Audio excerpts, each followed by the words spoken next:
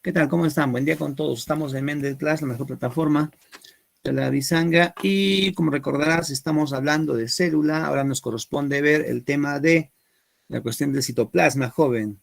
¿Sí? Mira, el citoplasma básicamente es esta partecita que está entre tu núcleo, entre la membrana nuclear y la membrana celular. ¿Ya? Entre la membrana nuclear y la membrana celular. ¿Ya? O sea, incluye todo esto acá, todos los organelos, todas las membranas, ¿sí? Por eso dicen que la organización del citoplasma básicamente incluye, ¿no? Ya, incluye el caldito, el líquido, la parte líquida, ¿no? Que se llama matriz, que es el 55%, la matriz citoplasmática, y aloplasma o citosol, pero también incluye a todas las endomembranas, lo que se conoce como el sistema de endomembranas, que son el retículo endoplasmático, el aparato de Golgi y los derivados de estas dos cosas, y también incluye a los organelos. Claro que en organelos hay organelos con membrana y organelos sin membrana, que también vamos a ver. ¿Ya? ¿Estamos? Ya sabes, citoplasma es todo. Por eso dice que es la región fundamental donde se llevan a cabo las principales reacciones bioquímicas, porque es todo esto. ¿Ya?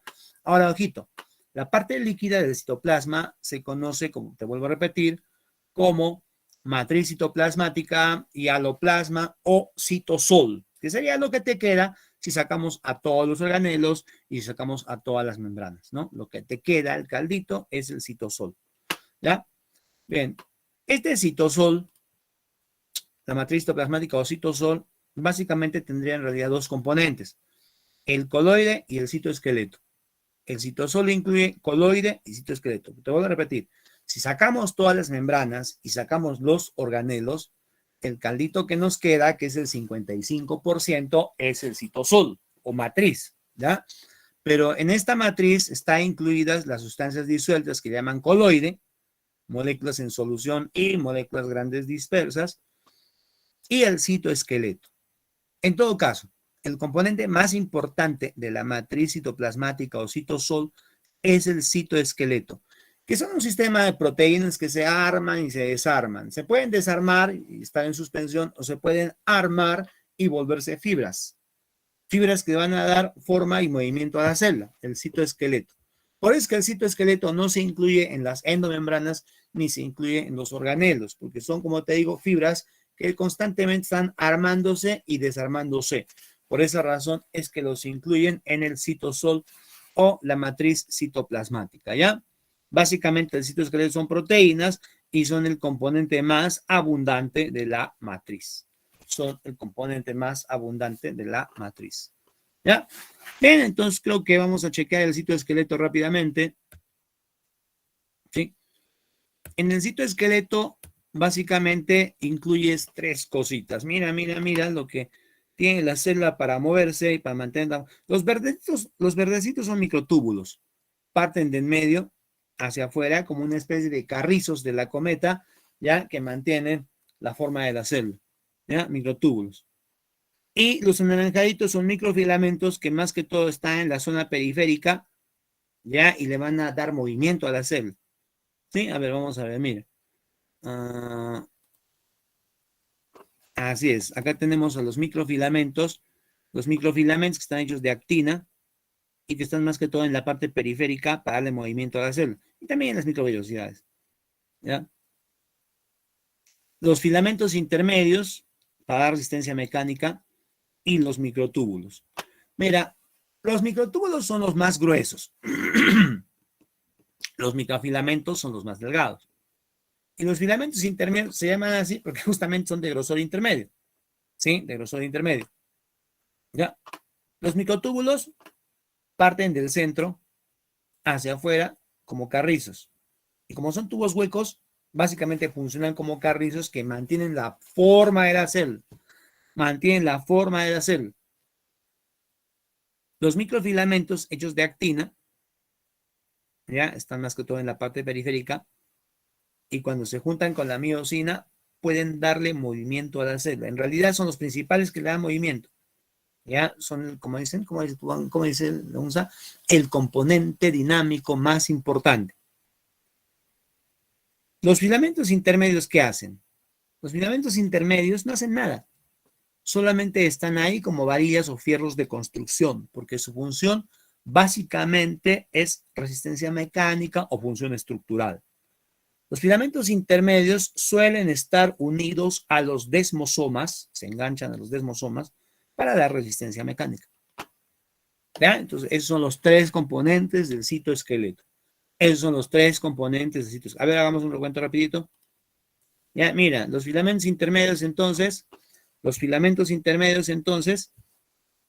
ya sabes, ¿no? Son, por ejemplo, ¿qué te voy a decir? ¿Cuál es la función de los filamentos intermedios? A ver, repítemela. ¿Cuál es la función de los filamentos intermedios?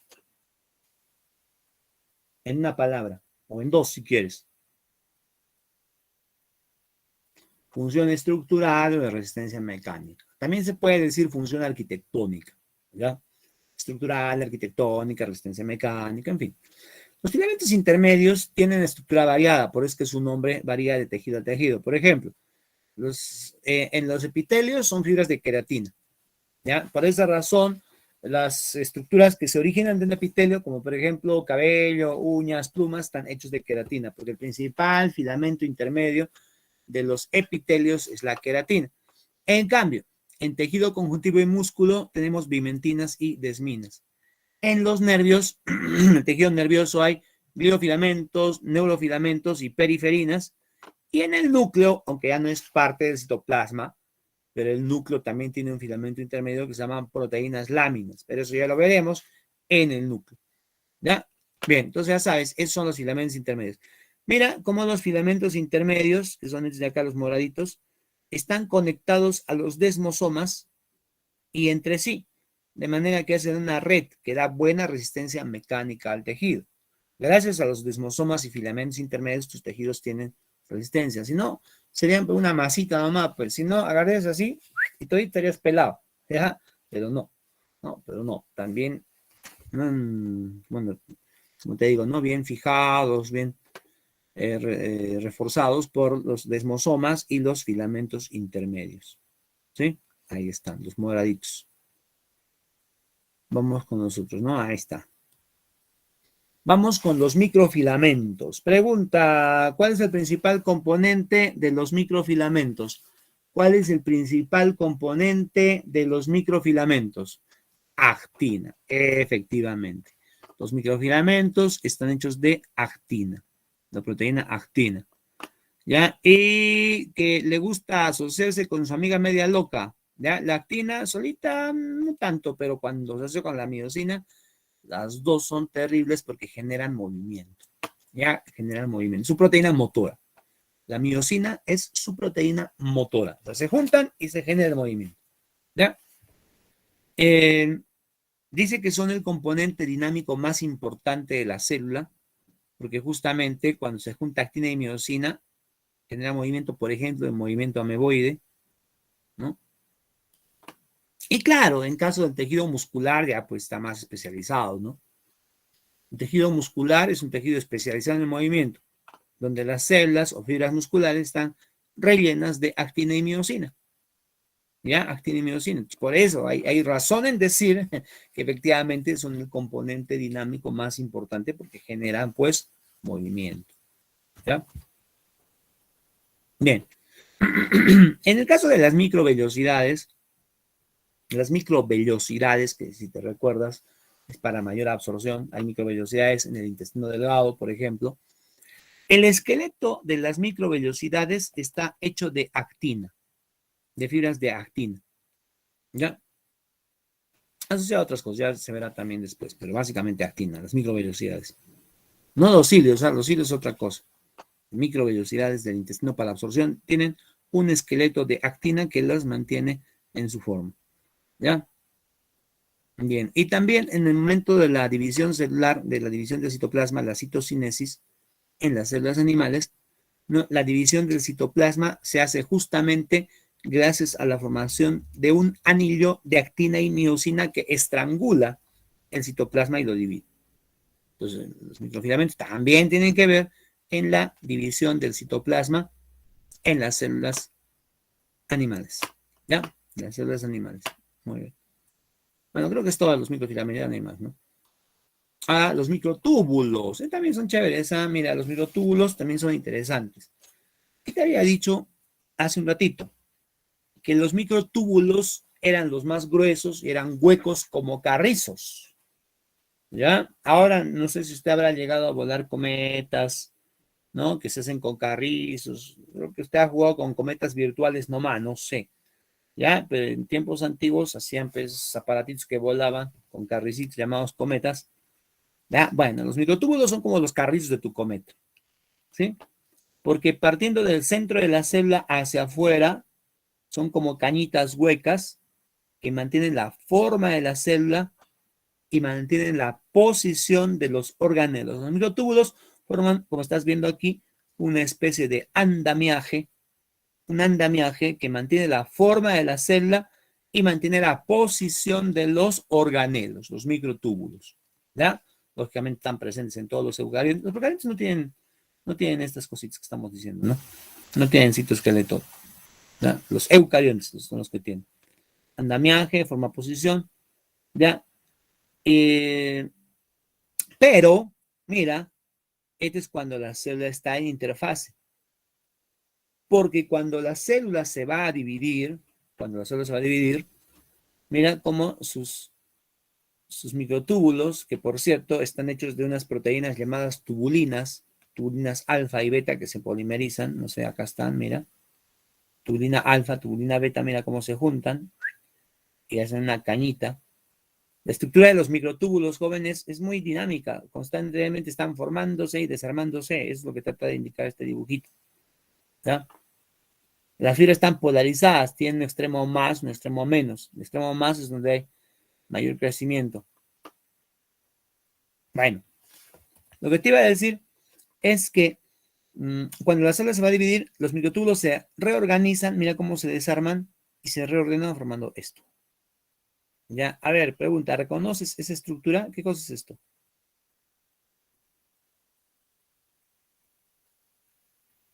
Así es, efectivamente.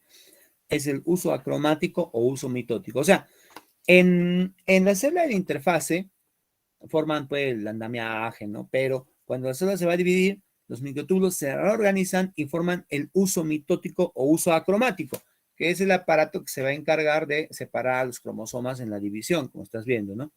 ¿Me ves? ¿Sí? Bien. Bueno, aparte de eso, también los microtúbulos están relacionados con los cilios y los flagelos. ¿Ya? Los cilios y los flagelos. ¿Ya? En un cilio o en un flagelo, que al final es como un cilio grande, ya hay microtúbulos. La estructura del flagelo del cilio tiene microtúbulos. ¿Ya? Y estos microtúbulos se originan de una estructura llamada cuerpo basal. Un cuerpo basal. Cada cilio, cada flagelo tiene su origen en esta cosita que se llama cuerpo basal. ¿Ya? Si ampliamos un poquito más, la proteína motora de los microtúbulos y por lo tanto la que hace mover a los cilios y a los flagelos se conoce con el nombre de dineína. Ya se conoce como dineína. ¿Dónde está? Ahí está, mira aquí. Aquí está, ¿no? Este es el microtúbulo, este es otro microtúbulo, y entre uno y otro hay una proteína motora que se llama dineína, que son como unas patitas que se mueven cuando se quema el ATP. ¿Ya? Entonces, eso es lo que hay. La dineína es la que hace mover a los microtúbulos de los cilios y de los flagelos. ¿Ya? Los cilios y los flagelos. En un cilio o en un flagelo es igual. ¿Ya? La disposición de los microtúbulos es 9, 2 más 2. O sea, 9 parejitas de 2 y 2 en medio. 9, 2 más 2. Y estas patitas azules son la dineína que va a mover. Acá está moviendo. ¿Ya ves? ¿Sí? Entonces, así funciona. En los cilios y flagelos, los microtúbulos son 9, 2 más 2. 9 parejitas y 2 en medio. Con la proteína dineína que los va a mover. ¿Ya? Acá se ve, mira, la estructura del cilio. Acá también. Acá también. Bueno, el flagelo, que es igual. ¿Ya? Sí, pero en el cuerpo basal, ¿qué cosa era el cuerpo basal? El cuerpo basal era el origen, ¿no? El cilio y el flagelo. La estructura de los microtúbulos varía un poquito. Ya no es 9 2 más 2, sino es 9 3 más 0. O sea, en el cuerpo basal hay 9 grupitos de 3 y en medio nada, 9,3 más 0. ¿Estamos de acuerdo, señores? Sí, mira, entonces, mira. En el origen, en el cuerpo basal, es 9,3 más 0. En cambio, ya en el cilio o en el flagelo es 9,2 más 2. Ojito con eso. ¿Ya? Y no te olvides también de la proteína motora, que es la dineína. Pregunta, ¿cómo se llama la proteína motora de los microtúbulos? ¿Cómo se llama la proteína motora de los microtúbulos? Dineína, ya está. Por si acaso, pues no voy a hacer que no me esté escuchando. ¿Ya? Y pregunta, ¿cómo se llama la proteína motora de los microfilamentos? ¿Cómo se llama la proteína motora de los microfilamentos? Claro, los microfilamentos de miosina. ¿Te das cuenta, no? Diferentes proteínas motoras. De los microtúbulos es dineína, ¿ya? Y de los microfilamentos es miosina. Tenlo bien claro, ¿ya? No hace que te pregunte una, otra y te confundes entre las dos. Así que ojito con eso. ¿Sí? Muy bien. Solo un pequeño comentario. Los microtúbulos también son responsables del transporte axónico rápido. O sea, tú sabes que el axón de algunas neuronas es bastante largo y puede llegar incluso hasta 1 metro, ¿no? Si esperamos que las sustancias vayan por difusión, pues van a pasar meses. De manera que hay un mecanismo para transportar las sustancias químicas, neurotransmisores y otras cosas, ya por el axón a gran velocidad, ¿sí? A través de microtúbulos y proteínas también dineínas, cinesinas, ¿ya? Entonces, por los axones, los microtúbulos funcionan como carriles, ahí están, mira, ¿no? ¿Ya? Y hay unas proteínas dineínas y cinesinas que justamente transportan las sustancias, en ambos sentidos, para allá, para allá. Eso se llama transporte axónico rápido.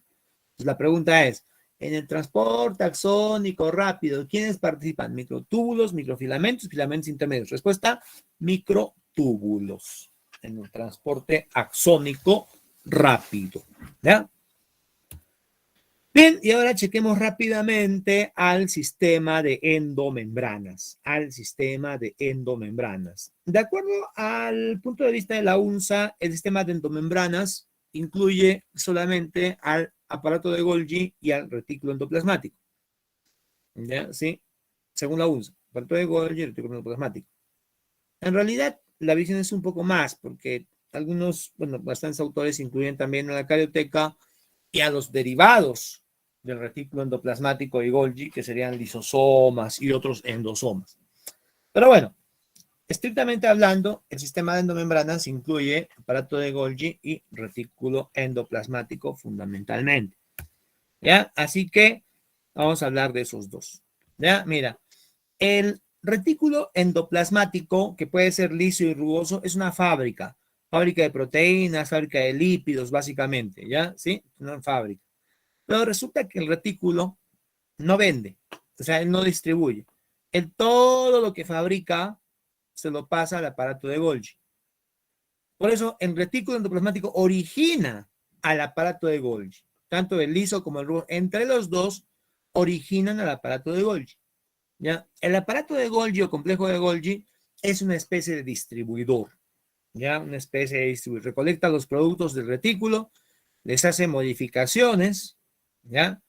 Los empaqueta, los marca, de verdad, los marca para decidir pues, su destino, ¿sí? Dependiendo de la marca, algunos productos se van a los lisosomas, otros productos a la membrana, otros productos al exterior, ¿ya? ¿Sí? Entonces, eso es su función fundamental, distribuir.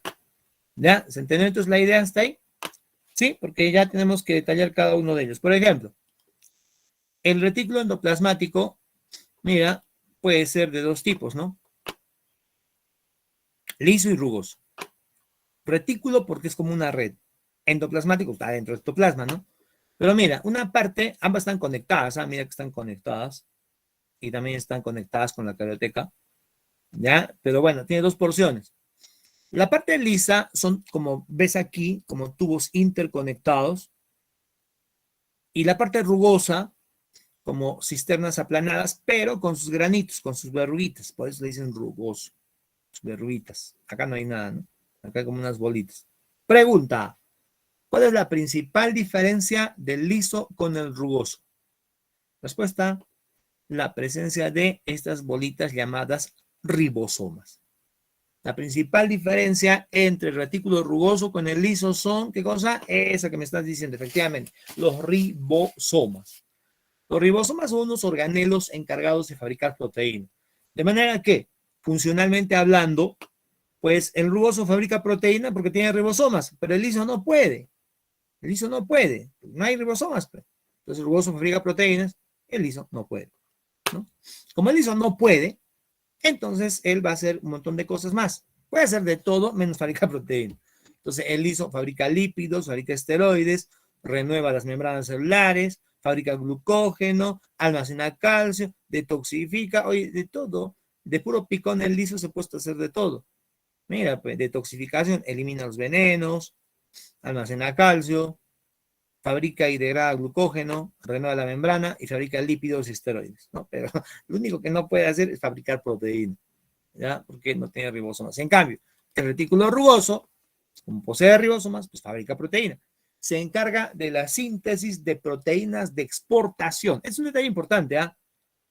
Un detalle importante, mira. El rugoso fabrica proteínas, pero ¿qué proteínas? Proteínas que al final se las va a pasar al Golgi y se van a tener que botar hacia afuera. O sea, proteínas de exportación. El retículo rugoso no fabrica proteínas citoplasmáticas. No. Esas las fabrican los ribosomas libres. Ribosomas libres. Hay ribosomas que no están unidos. Los ribosomas libres fabrican proteínas que se van a quedar en la misma célula, en el citoplasma.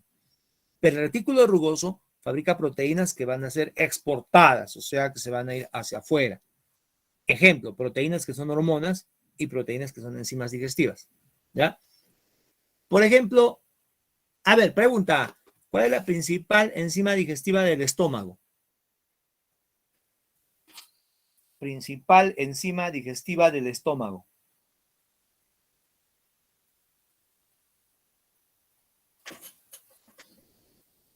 Bueno, la enteroquinasa también es una enzima, sí, pero la enteroquinasa es producida por el intestino delgado. En el estómago yo estaba pensando más en la pepsina, ¿ya? En la pepsina. Pero bueno, ambas, que son enzimas digestivas, ¿ya? Ambas han sido secretadas por las células, han sido exportadas por células. Entonces, ambas de estas enzimas han tenido que fabricarse en el retículo rugoso y pasar por el aparato de Golgi. ¿Ya? Entonces, las enzimas digestivas y las hormonas, por ejemplo, hormona de crecimiento, ¿ya? Hormonas proteicas, son fabricadas en el retículo rugoso. No todas las hormonas, claro, ¿no? Las hormonas son proteínas. Las hormonas son proteínas. Bueno, pues básicamente eso. Y entre ambos forman el aparato de Golgi. Entre ambos, el rugoso con el liso. ¿Sí? Detallando un poquito más, ¿no? El retículo rugoso tiene un poquito más porcentaje de proteína que las membranas normales. Como recordarás, las membranas son 60% de proteína, 40% de lípido. Acá no, acá hay más proteína. Un poquito más, 70% y 30% de lípido. Pero la estructura es similar, mosaico fluido. ¿Ya?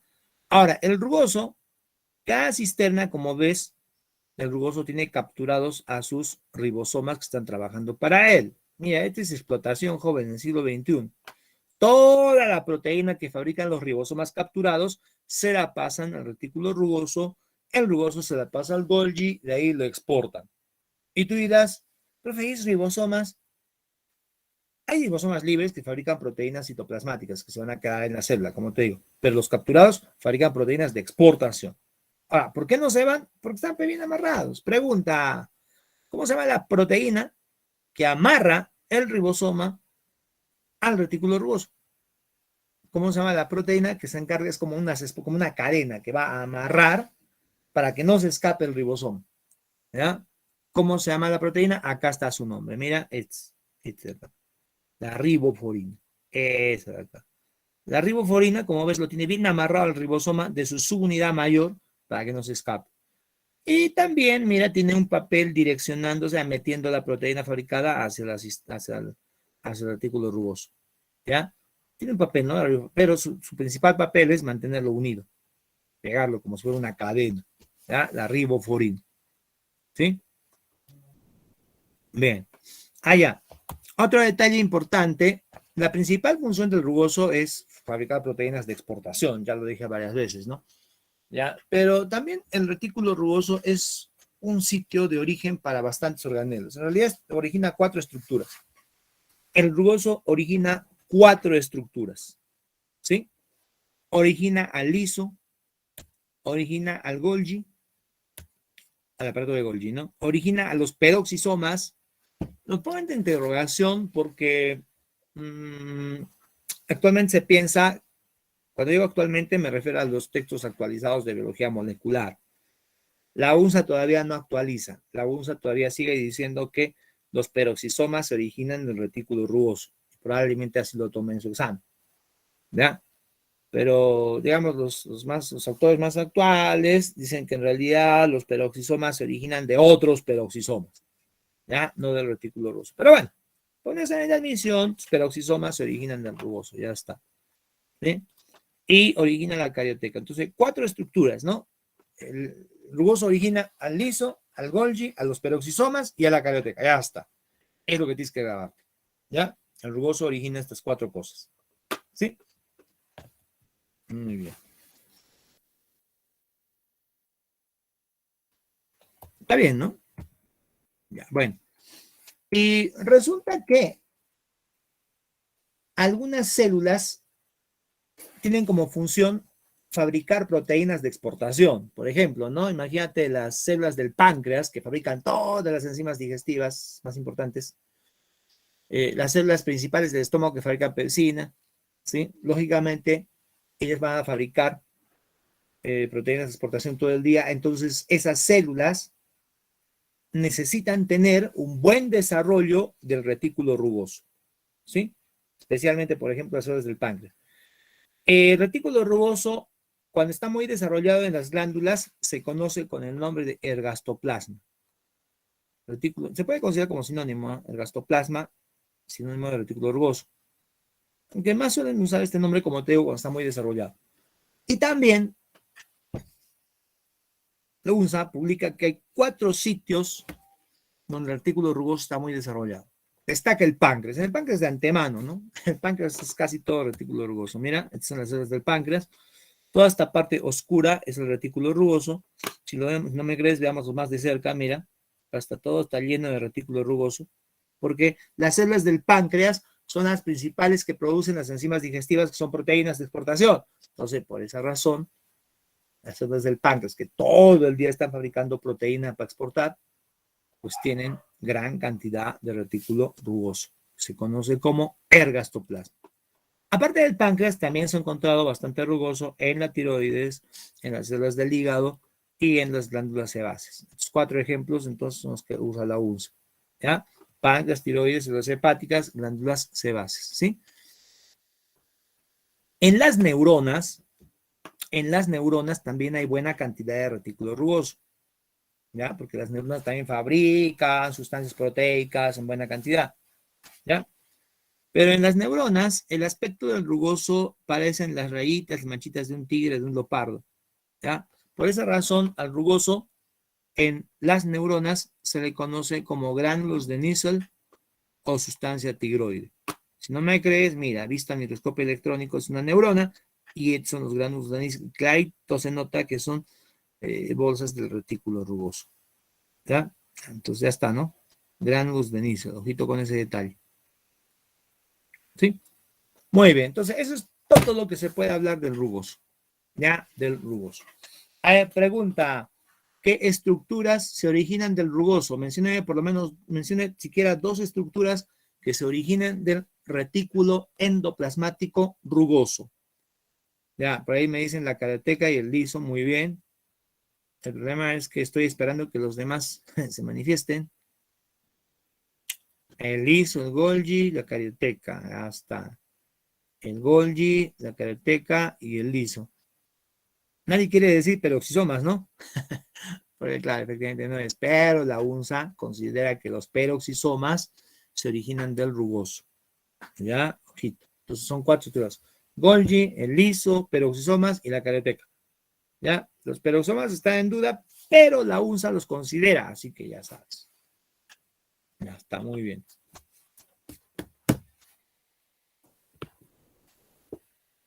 El retículo liso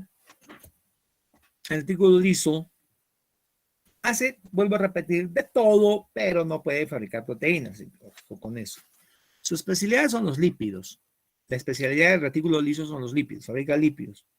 ¿Ya? Lípidos como, por ejemplo, fosfolípidos. Por eso, cuando fabrica fosfolípidos, ¿no? Esos fosfolípidos sirven para renovar la membrana. Por eso es que el liso participa en la renovación de la membrana celular. ¿Sí? Otros lípidos también son los esteroides. Entonces, en la fabricación de esteroides, colesterol, vitamina D, hormonas sexuales, hormonas de la corteza suprarrenal, ¿ya? Sí, entonces también participa el liso. Por ejemplo, mira, las células de tus testículos, joven, varón, que producen testosterona, que es la hormona que te da tu masculinidad, ¿ya?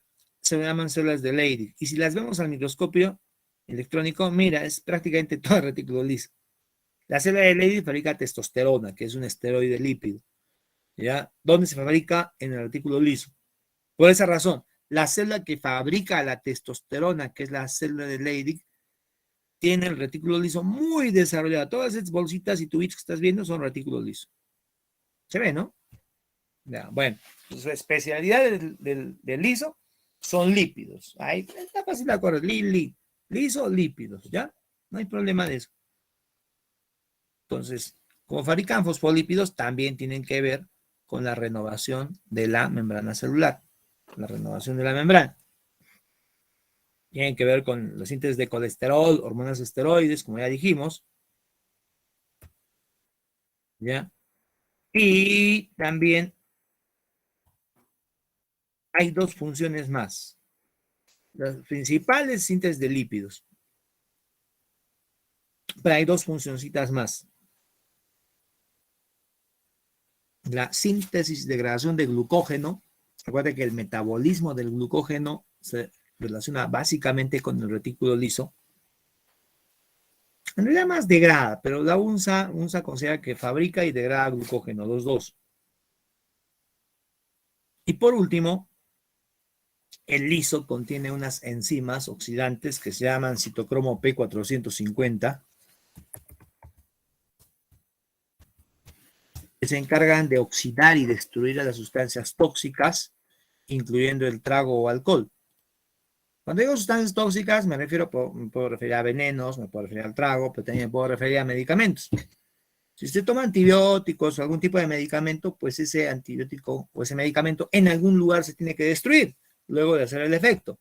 Pues bien, el lugar que básicamente se encarga de eliminar los medicamentos es el retículo liso. Y esa función se llama detoxificación o destoxificación, junto con los peroxisomas, claro. O sea, hay dos sitios en la célula donde se eliminan las sustancias tóxicas, en el retículo liso y en los peroxisomas. ¿Ya? En los peroxisomas. ¿Correcto? Así es. Entonces, tu capacidad de resistencia al trago, al alcohol, depende de tu retículo liso. Si tiene una buena enzima P450. ¿Ya? Advertencia. Las mujeres tienen, y no es discriminación ni nada, en todo caso, echar la culpa a Diosito, las chicas tienen menos enzimas P450 en su retículo liso. Por esa razón es que son, digamos, más débiles frente al alcohol. En general, podría haber excepciones por ahí, ¿no? Ya, pero en general las chicas son más débiles frente al alcohol porque no metabolizan tan rápido, metabolizan más lento. ¿Ya? Por eso hay que tener cuidado, no va a estar ahí, mira, dando muestras elegantes de comportamiento. Los chinitos también, genéticamente tienen menos enzimas en el retículo liso y por eso también el alcohol les cae mal. ¿Ya? Cuando digo los chinitos me refiero a los orientales en general, ¿no? Los orientales, se han hecho estudios también, es que el trago les cae mal. Pero bueno, ya sabes, la función de toxificación. Ajá. Y bueno, hay una función bien interesante del retículo liso, pero solo se da en el músculo. El retículo liso, en el músculo estriado, solo en el estriado, el retículo liso se encarga de almacenar calcio. Se encarga de almacenar calcio. ¿Ya? ¿Para qué? Para tenerlo listito y soltarlo de golpe y producir una contracción muscular rápida, ¿ya? Si no, tendríamos que estar esperando que el calcio entre y la contracción sería lenta. Es lo que pasa en el músculo liso. El músculo liso no tiene almacenamiento de calcio. Tiene que esperar a que el calcio entre. Entonces, por esa razón, tiene contracción lenta. En cambio, el músculo estriado, ya sea esquelético o cardíaco, cualquiera de los dos, tiene el retículo liso que almacena calcio y lo puede liberar de golpe, generando una contracción rápida. ¿Sí? Ahí están, mira, seguramente los tubos T con las cisternas del retículo liso, que en este caso, cuando el retículo liso en el músculo almacena calcio, cambia de nombre y se llama retículo sarcoplasmático. ¿Qué cosa es el retículo sarcoplasmático? Es el retículo liso en el músculo que se encarga de almacenar calcio. ¿Ya? ¿Sí? Que se encarga de almacenar calcio. ¿Correcto? Entonces, ¿qué sistema? ¿Qué sistema? Cisterna. Ya, cisterna es bolsa. Ya, cisterna es bolsa. Entonces, mira, esto de acá es el retículo sarcoplasmático. Y aquí esta bolsita se llama cisterna. Y cuando se junta con el tubo T, que es una prolongación de membrana, forma las triadas. Las triadas, ¿ya? Del músculo esquelético, que es un sistema que se encarga de acelerar la velocidad de la contracción muscular. ¿Sí? Porque mira, acá llega la señal eléctrica y hace que las cisternas liberen calcio. Se libera el calcio de golpe y el músculo se contrae al toque.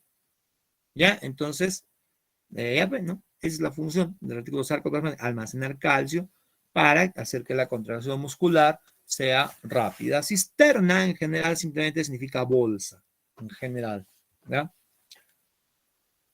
En este contexto, porque cisterna, tu camión cisterna es el que lleva agua, ¿no? ¿Ya ves? Entonces, algo así como almacén, ya. Y por último, discutamos el aparato de Golgi.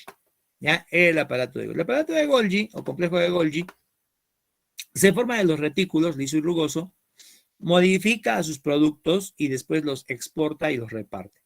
¿Ya? De manera que, bueno, característicamente es así el Golgi, ¿no? Está formado de sáculos, de 3 a 7 sáculos, y de acuerdo a la UNSA, la unidad estructural del aparato complejo de Golgi es el sáculo. Según otros es el dictiosoma, pero no, para la UNSA es el sáculo, ¿no? Cuando juntas de 3 a 7 sáculos, te sale todo este paquetito, y este paquetito se conoce con el nombre de dictiosoma. Dictiosoma, que sería algo así como cuerpos de dedos, algo así, ¿no? Dictiosoma, parecen deditos, dicen, ¿ya? Bueno, conjunto de sáculos, ¿sí? Y todos los dictiosomas que hay en la célula forman el aparato de Golgi. A veces en una célula no solo hay un dictiosoma, sino hay varios paquetes. Todos los paquetes, en conjunto de una célula, forman el aparato de Golgi. Ya, ahora, lo más importante del Golgi, ya que tiene dos caras. Dos caras. Ojito con confundirte, cuidadito, acá puede haber un problemita. ¿Sí? Mira, la cara del contrabando, la cara del contrabando, le digo porque acá caleta nada más el retículo le está pasando sus productos al Golgi sin que nadie se entere, ¿ya? Como estas vesículas están pasando el producto, el contrabando, les decimos vesículas de transición. Vesículas de transición. Están llevando el producto de acá para acá. Vesículas de transición. Y a esta cara se le dice la cara cis. Entonces, en esta cara cis, la que está escondida, están las vesículas de transición. ¿Ya? En cambio, la otra cara, la cara externa, que ya está bien mostrada hacia afuera, la cara trans, contiene las vesículas con el producto, ya modificado, las vesículas de secreción. Pues fíjate que no es trans, algunos dicen trans, pero eso transición, no, mentira. La cara cis tiene las vesículas de transición con el contrabando. En cambio, la cara trans tiene las vesículas de secreción. Las vesículas de secreción que van a botar el producto hacia afuera. ¿Ya? Bien. La principal función del aparato de Golgi es modificar los productos del retículo, tanto rugoso como liso, especialmente mediante un proceso de meterles azúcares que se llaman glucosilaciones, mediante unas enzimas llamadas justamente glucosiltransferasas. ¿Ya? Entonces es lo principal, ¿sí? Modificar los productos. Convertir a las proteínas en glucoproteínas, convertir a los lípidos en glucolípidos, mediante glucosilaciones y unas enzimas llamadas glucosiltransferasas. ¿Ya? Es la principal función, ¿sí? De ahí, esos productos modificados ya los exporta, los reparte. ¿Ya? ¿Estamos? Por esa razón es que el Golgi está muy desarrollado en células especializadas en la secreción, especialmente que secretan glucoproteínas, proteoglicanos. Por ejemplo, las células caliciformes que producen moco tienen harta cantidad de aparato de Golgi. ¿Ya? Bueno. Otras funciones del Golgi, ya hemos mencionado, ¿no? Que el Golgi te marca el destino, ¿no? ¿Sí? El Golgi, dependiendo de los azúcares que meta, marca el destino del producto. El ejemplo más estudiado es, por ejemplo, cuando lo marca con una manosa, en realidad manosa 6-fosfato, es como indicación que ese producto tiene que ir al lisosoma. ¿Ya? Es lo que se ha hecho una investigación, ¿no? Se ha visto que una forma de marcar a los productos es ponerles manosa. Si le pones manosa 6-fosfato, se va al lisosoma. Si no le pones nada, se exporta hacia afuera. ¿Ya? Bien, otras funciones del aparato de Golgi. A ver, ya estamos en uno, ¿no? Bueno, el aparato de Golgi forma las enzimas de los lisosomas, o forma los lisosomas. También en el espermatozoide del Golgi forma una especie de cúpula aquí en la cabecita llamada acrosoma, que contiene enzimas digestivas para poder penetrar al óvulo. El Golgi también, junto con el liso, se encarga del reciclaje y renovación de membranas, pero claro, un papel diferente.